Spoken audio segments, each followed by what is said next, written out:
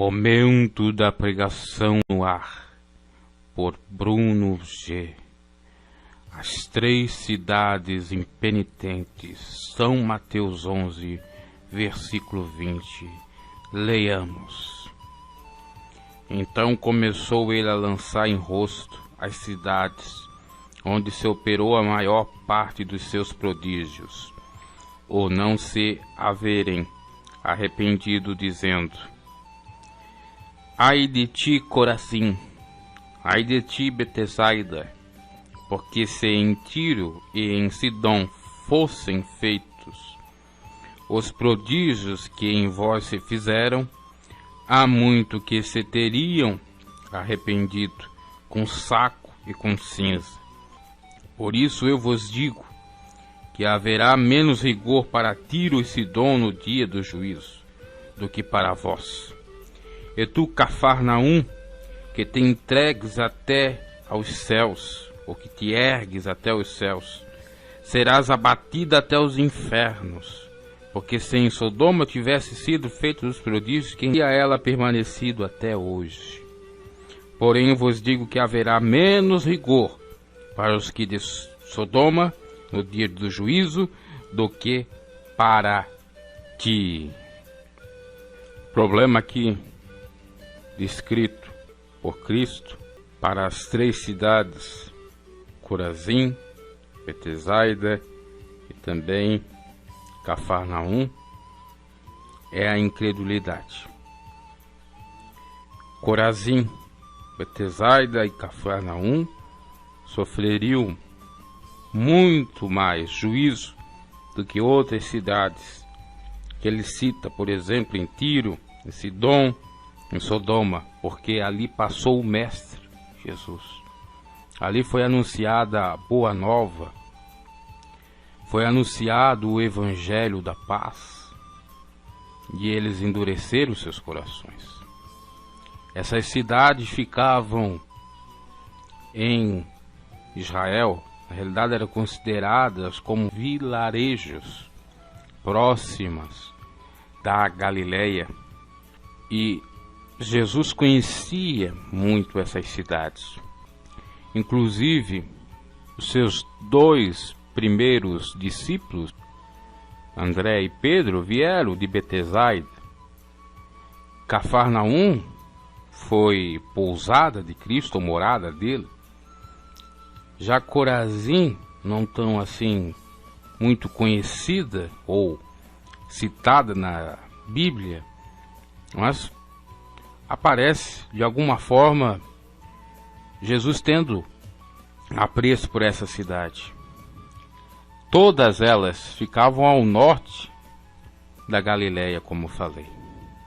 Jesus amava essas cidades, e todo o povo que corria atrás de milagres, de pães, de peixes, no entanto, afligia o seu coração o fato deles virem atrás de Cristo só pela multiplicação de pães e de peixes, e não vir, de fato, crendo que ele era o Messias, crendo que ele era o Filho de Deus, para buscar, portanto, salvação. Jesus, ele, então, fala dessa forma tão forte, impactante, para que eles tivessem o mínimo que fosse de compreensão da importância que eles deveriam dar ao fato de que o Mestre estava ali passando e eles estavam perdendo a oportunidade de suas vidas. Estavam perdendo a oportunidade de abraçar o Mestre. Coisa essa que não aconteceu em Tiro, e nem em Sidom, e nem em Sodoma. E por isso que ele fala de uma maneira tão rude, forte, para que os habitantes de vilarejos ou pequenas cidades viessem sentir as suas misérias, viessem pensar, refletir acerca daquilo que eles estavam fazendo, da ingratidão por ter Cristo, a prosperidade passando ao seu lado e eles não dando bola, a mínima. Então Jesus chega a dizer: ai de ti, Corazim, ai de ti, Betsaida. A palavra ai já denota sofrimento. No Apocalipse nós temos várias expressões de ais. Ai, você vai sofrer, porque se em Tiro e em Sidom fossem feitos prodígios, os milagres que em vós se fizeram, há muitos teriam arrependido com saco, com humildade e com cinza, com simplicidade, singeleza, com transparência, verdade. Essas cidades, Corazim, Betsaida e Cafarnaum, realmente estavam para Cristo muito, ou eram más. Por quê? Foram cidades essas que ele operou a maior parte dos seus prodígios e não havia arrependimento. Jesus operou milagres, sinais. Os sinais dos milagres é para quê? Para salvação de almas. Jesus mesmo disse: se não houver sinais, se não houver milagres, como haveriam de crer? Então, realmente essas cidades, elas estavam para ser condenadas pelo fato dos seus habitantes não ter abraçado o Senhor, pelo fato das pessoas só quererem ir atrás de Jesus pela bênção, pela cura, pelo milagre, e não se entregar a Ele de corpo, alma e de espírito. Ai de ti, Corazim! Ai de ti, Cafarnaum, Betsaida! Ai de ti, meu caro, que vê e enxerga as maravilhas do Senhor, contempla os milagres, as bênçãos de Deus, que só pode ser de Deus, e você não se arrepende, e você não se entrega ao Senhor.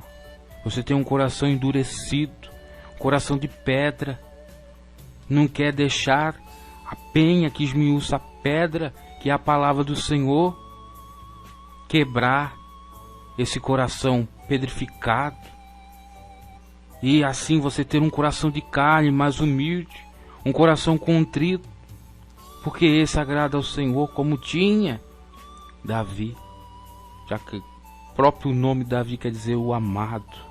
Tanto é que ele amava a Deus como ele amava, também no sentido de dizê-lo a ele mesmo, o amado.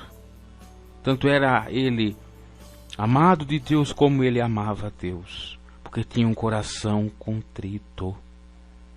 E é necessário nós termos. Os milagres são para convertimento, não é simplesmente por ou assim acontecerem.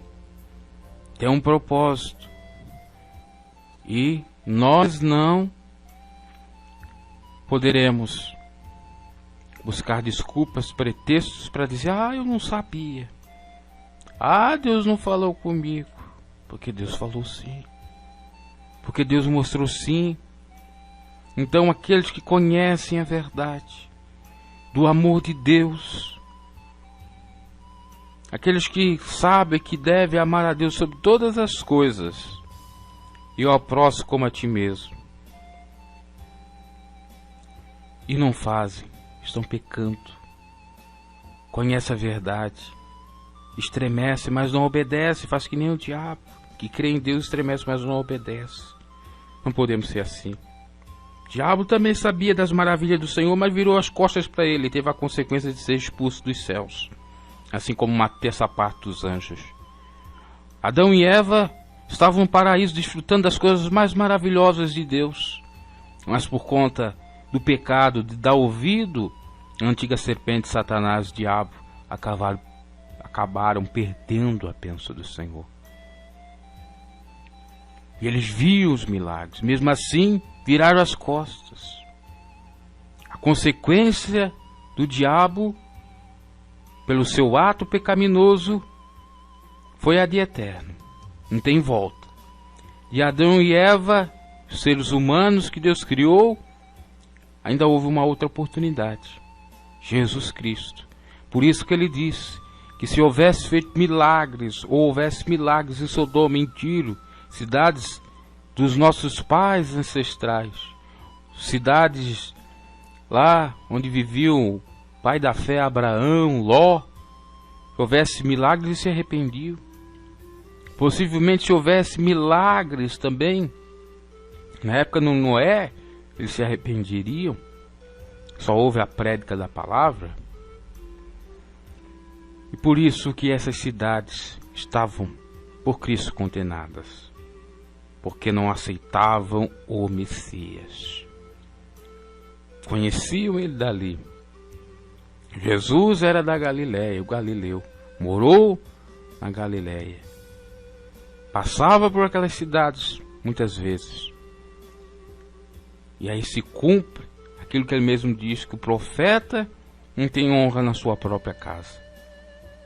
Os outros que não eram daquela localidade, da Galiléia, das cidades circunvizinhas, aceitavam a Cristo, e aquele povo, não vou dizer que não eram todos que não aceitavam, porque nós vimos aí os discípulos de Betsaida, quer dizer, deveria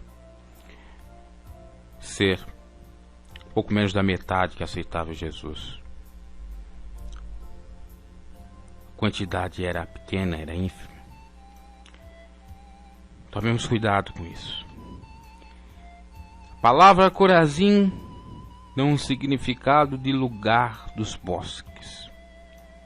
Era uma vila situada acima de uma colina ao norte da Galiléia, conhecida como uma excelente produtora de trigo. Foi palco de numerosos milagres realizados por Jesus. Então veja, Corazim era um local considerado até maravilhoso, lugar de bosques, uma vila situada, aquele aconchego de uma vila e não de uma cidade grande, né? A diferença. Acima de uma colina, de um monte ao norte da Galiléia, rica, produtora de trigo. Jesus, que era o pão da vida. Eles comiam o trigo, mas não aceitavam o trigo, o pão, que era Jesus. Se alimentavam carnalmente, materialmente, mas espiritualmente, nem todos se alimentavam do verdadeiro pão, que é aquele que representa Cristo e a palavra dele. Lugar de bosques remete à ideia de um paraíso, um lugar cheio de árvores, de um arvoredo, onde ali você tem mais oxigênio, você tem mais ar puro, você está, pelo fato de ela ser também pequena, num lugar mais aconchegante, no interior, aquele tempo maravilhoso, né? Aquele lugar bucólico, aconchegante, de paz. Não queria receber o príncipe da paz, então era um contrassenso. A cidade que era próspera, a sua terra, sua gente, a sua produtividade, no entanto não aceitava a prosperidade espiritual, que era a principal. Lastimável, não é verdade? Ainda Jesus operou milagres ali, para mostrar de fato que ele era Deus, Filho de Deus, segunda pessoa da Trindade, mas não aceitaram. Cafarnaum era uma pequena cidade de Israel no passado, que ficava, como já disse, ao norte da Galiléia, distante pelo menos de 3 quilômetros de Corazim. Ali o filho de um centurião, um homem responsável por 100 soldados romanos, foi curado de uma doença, em estado terminal. Um paralítico tomou o seu leito e andou. Um homem possesso por um espírito imundo, como já falamos, pregamos em outras passagens, outras edições do Momento da Pregação, foi liberto e tantos outros grandes feitos se cumpriram através de Cristo. A situação intrigante a respeito desses dois lugares é que Jesus havia predito suas destruições. Ele amaldiçoou-as por rejeitarem os seus ensinamentos, por não crerem nos seus sinais, por não aceitar de fato a palavra da salvação, a palavra de vida eterna, que Pedro disse que só tu tem palavras de vida eterna. Não se arrepender das suas más condutas. Ai de ti, Corazim! Ai de ti, Cafarnaum, cidade de Naum, que significa Cafarnaum. Porque se em Tiro, em Sidom, fosse feitos os prodígios que em vós se fizeram, há muito que se teriam arrependido com saco e com cinza. É um julgamento terrível. Você toma realmente um susto. Corazim era uma cidade próspera. Corazim era uma cidade que tinha tudo para ser abençoada, bem como Cafarnaum. No entanto, foram destruídas. Corazim atualmente não existe mais. É um agrupamento de pedras, cumpriu essa palavra. Bem como Betsaida, que agora só serve para escavações, para trabalho arqueológico. É um sítio arqueológico.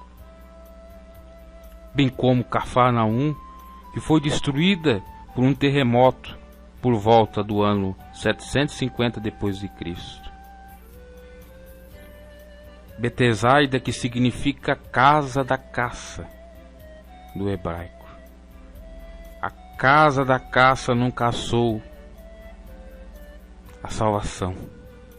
A casa da caça não caçou, não pegou, não agarrou a salvação, que era Jesus. Que lastimável. Então tudo se cumpre. Hoje essas cidades não existem mais, porque desprezaram no passado o Evangelho da paz, porque desprezaram no passado Jesus Cristo, porque desprezaram no passado a palavra de salvação, a palavra de bênção, de vitória, de vida eterna. Então essas três cidades impenitentes, obstinadas no erro, no vício, no crime, contumazes no pecado, resistentes, não se arrependeram, e a consequência foi sua destruição. Toda aquela geração, todo aquele povo que ali morava, acabou. Tudo que o homem semear, ele vai colher. E cumpriu-se exatamente isso. Por isso, meus caros, nós temos que tomar muito cuidado com a nossa rejeição.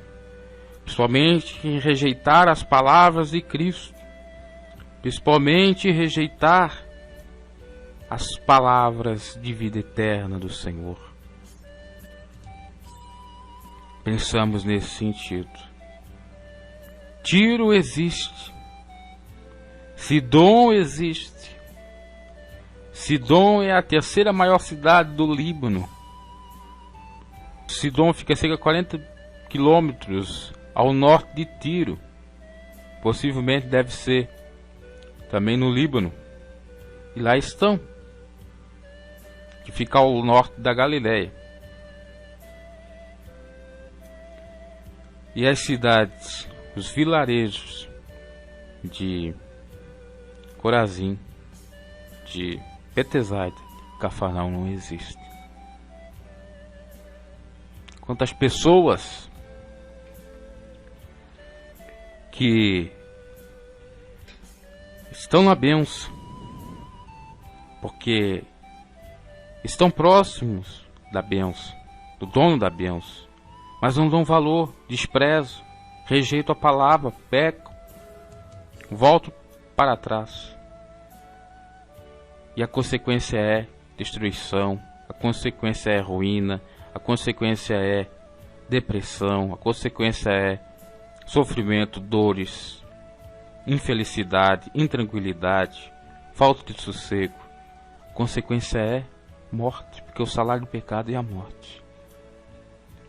Como essas cidades, por não aceitar Jesus, se destruíram, se desfizeram, assim muitos estão sentenciando a sua própria morte, morrendo homeopaticamente, quando vão rejeitando a voz do Espírito de Deus. Ouça o que o Espírito de Deus diz às igrejas.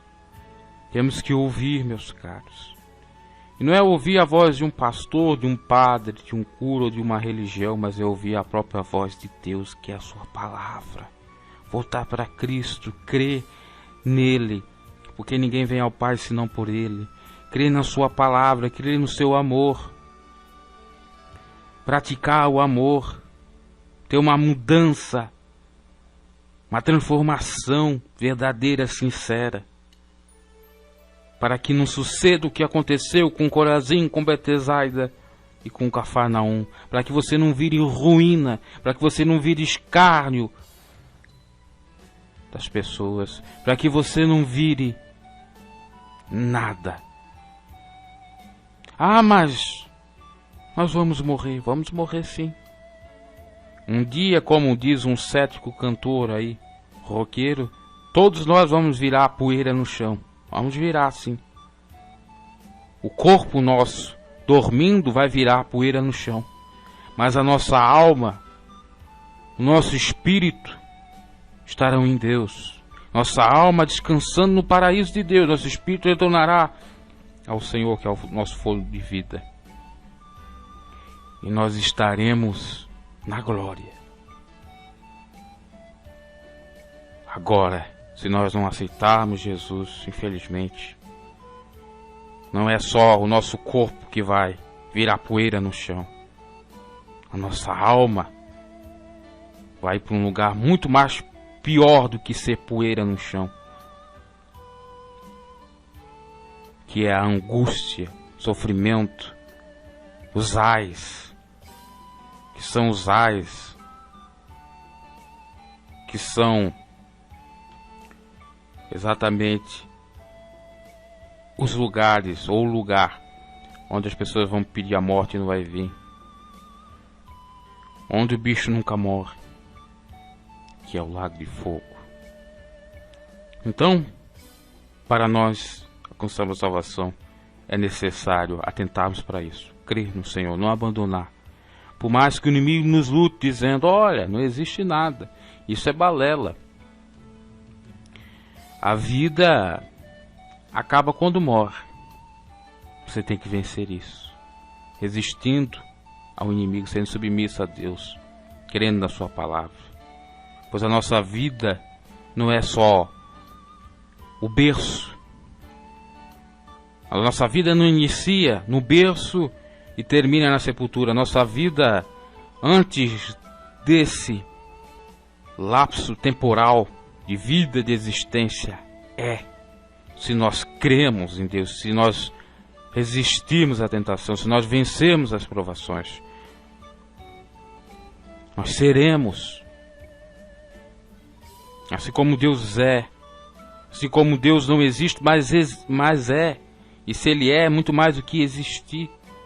Nessa vida nós somos, nós existimos, mas antes dessa vida nós éramos algo, alguém, uma maneira misteriosa, e nós continuaremos a ser se aceitarmos a Cristo. Parece loucura, mas a loucura de Deus é mais sábia que a dos homens. Parece fraqueza, debilidade, fraqueza de mente, medo da morte. Mas a fraqueza de Deus é mais sábia que a dos homens. Isso quer dizer que aqueles que seguem a Deus passam a ter a mesma fraqueza de Deus e a mesma loucura de Deus. E que não é a fraqueza nem a loucura dos homens. Há essa diferença. Porque senão nós vamos entrar aí em questionamentos. Vamos entrar aí num terreno muito pantanoso. Que é querer misturar a loucura da essência humana, essência essa caída que herdou de Adão pecado, achar que essa loucura é a loucura de Deus. E não é. Que a loucura do homem é autodestruição. A loucura de Deus não é autodestruição, é autopreservação. É totalmente oposto do homem. A loucura do homem é morte, é não existir nada, é aproveitar o tempo aqui e agora, porque amanhã pode acabar tudo. Para quem tem Deus, amanhã não acaba tudo, até mesmo, apesar de estarmos deitados num caixão. De abaixarmos a sepultura, o nosso corpo estar ali. Não acaba.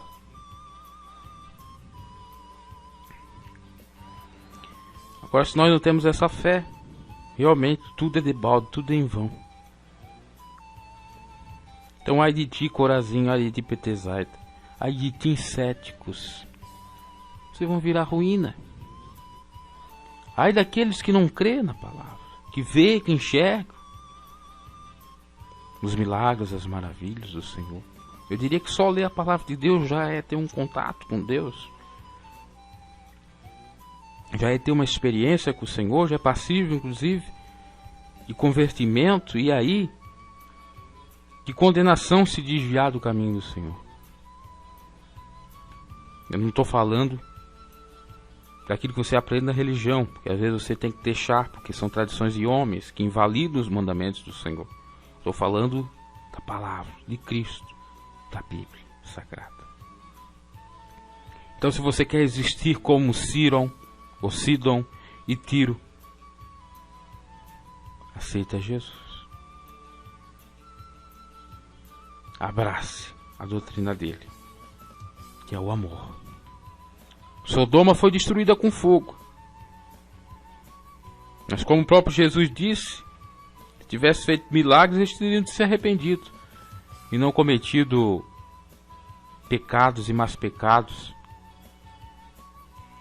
prostituição, adultério, promiscuidade, homossexualismo e tantas outras perversões, não só de ordem sexual. Voltamos a Deus para que Ele retorne a nós, para que Ele opere maravilhas, porque todo aquele que chega a Deus, Ele não lança de mãos vazias. Ele não deixa sem nada, porque Ele galardoa aqueles que o buscam de fato. Então, meus caros, não sejamos que nem essas cidades, porque o que Jesus falou aqui se cumpriu, foram todas elas destruídas. Por isso é importante nós darmos valor aí sim, aqui agora, no sentido de aceitar a Cristo para ter vida eterna e não temer o amanhã, que o amanhã a Deus pertence. Agora, quando a pessoa não tem essa consciência de que o amanhã a Deus pertence, realmente ela tem um conflito, realmente ela tem uma aflição, ela fica atônita, ela fica confusa. Agora, para quem tem Cristo, tem fé, tem segurança. É como o monte de Sião, não se abala. Damos valor à palavra que está sendo pregada, os milagres, porque é por meio da palavra, por meio dos milagres, que a nossa fé se desperta. E uma vez despertada a nossa fé, ela não pode ser desfeita, porque condenação virá. Deus terá mais misericórdia daqueles que não conheceram, daqueles que não viram sinais, que não viram maravilhas, que não ouviram a palavra, do que de você ou de mim, que sabemos a palavra, que vemos os milagres. Oxalá seja frio ou quente, que morno vomitar-te-ei da minha boca. E o morno é exatamente esse que conhece a palavra, que vê os milagres, mas não se arrepende. Era as cidades de Corazim, de Betesda, de Cafarnaum. Mas vale você não conhecer do que conhecer e não obedecer. Então, para Deus, que vale é o não conhecer e o conhecer. É o tudo ou o nada. O meio termo, que conhece, mas não quer, fica ali em cima do muro. Esse é abominável, esse ele lança fora, esse ele cospe fora. Lança fora da sua presença. Não recebe calada, não recebe bênção nem aqui nessa vida. Como não recebeu as cidades, elas foram destruídas. As gerações dos povos, dos cidadãos da época, foram desfeitas. Ou eles tiveram que ir para outras cidades, ou acabaram sendo consumidos com o tempo, com os desastres. Como em Cafarnaum foi um desastre natural, né? Foi o terremoto. Aliás, na realidade foi tudo praticamente desastre natural. Então, pensamos nesse sentido. Que Deus cumpra a sua palavra, para os céus e a terra, mas suas palavras não vão passar. Que Deus é Deus fiel. Não é homem para que minta, nem filho do homem para que se arrependa. Pensamos nesse sentido. Porque a sua palavra, tanto para o bem como para o mal, ela se cumpre. Tanto para a bênção como para a maldição se cumpre. Depois muitos dizem que Deus não amaldiçoa. Que Deus, que Jesus não amaldiçoa. Que Jesus, não traz justiça. Pregadores manipulando a palavra do Senhor, deturpando-a, mudando de acordo com seu bel prazer. Esses tais também vão sofrer. Ai dos tais que acrescentam um tio a mais sobre essa palavra.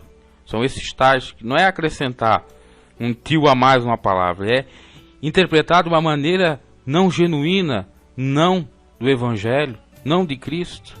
É nesse sentido. Muitos ficam aí no excesso, só amor, só amor. Deus é amor, Deus é amor, Deus é amor, Deus vai salvar todo mundo. Porque o amor de Deus é infinito. E por que está essa passagem aqui? Claro. Das cidades impenitentes, por que está aquela passagem de Jesus expulsando os cambistas do templo? Por que está aquela outra passagem de Jesus amaldiçoando aquela figueira que não dava fruto? Foram coisas que ocorreram literalmente. Ambas. Todas três. Eu quero que esses teólogos liberais me explicam isso. Não, Deus é amor. Deus é amor, também é justiça. No passado, Sodoma e Gomorra foram destruídas. Só a família de Noé foi salva. Satanás foi expulso dos céus. E aqui Jesus também mostra que isso continua, porque Deus é imutável. Se no passado ocorreu isso, também no futuro ocorrerá, no presente ocorrerá. Porque se não aceitar Cristo, tem a maldição. Se aceita, tem a bênção. Essa é a grande verdade. Ah, não, mas aquilo que está lá em Deuteronômio 28 não pode mais se cumprir. Simbolicamente se cumpre. Porque aqueles que ouvirem a palavra de Deus e a praticarem vão ser abençoados. Do contrário, não. São Tiago dá mais ou menos essa noção. Só muda a palavra dizer serão justificados e outros não serão. Mas dá no mesmo. Então tem pessoas que criam muito ele de problemas. Exatamente porque traz gente. As pessoas vêm para ouvir a palavra diferente. Traz audiência, traz ibope. E eles lucram com isso. Porque já está exaustivo, cansadérrimo, pregar a mesma coisa. Então vamos mudar. E essa mudança é geralmente para o mal. É para aceitar o pecado de todo mundo. É para aceitar as coisas erradas de todo mundo. É para dizer que Deus é misericórdia de eterno. Mas também Ele é justiça de eterno. Eternamente. Ele sabe exatamente as coisas. É claro que com isso nós não vamos nos desesperar. Ah, meu Deus, vou perder a salvação. Não é assim. Porque se você se arrepender, Deus te salva. A questão é de arrependimento. A mesma coisa que muitos têm medo. Ah, meu Deus, será que eu não perdi a minha salvação porque eu blasfemei contra o Espírito Santo? Ora, se você tivesse perdido a sua salvação por de fato realmente blasfemar o Espírito Santo, você não está tendo nem essa consciência de pedir perdão, de achar que errou. Isso já é um extremismo. Já você virá maníaco, ter uma mania equivocada. Já você ter uma doença, uma patologia, tá? Uma paranoia. O Evangelho não é isso, é equilíbrio, desapego e equilíbrio. Ok? Que Deus possa falar mais ao vosso coração nesse sentido. Se você está afastado da doutrina do Senhor, que é o amor, volte. Se você está andando de uma maneira capenga, né? Para lá e para cá, cambaleando, enfraquecido, creia que Deus pode te restaurar. E continue firme e forte, porque realmente o juízo será terrível para aquele e para aquela que virou as costas para Deus, que não foi grato, que não foi fiel, que não reconheceu seus pecados, que não pediu perdão, que não se entregou de fato ao Senhor de corpo, alma e espírito, que viu milagres, que viu sinais, que ouviu a palavra do Senhor, e nem com isso ele ou ela se humilhou e reconheceu Jesus como seu único e suficiente Salvador. Que Deus os abençoe e até a próxima.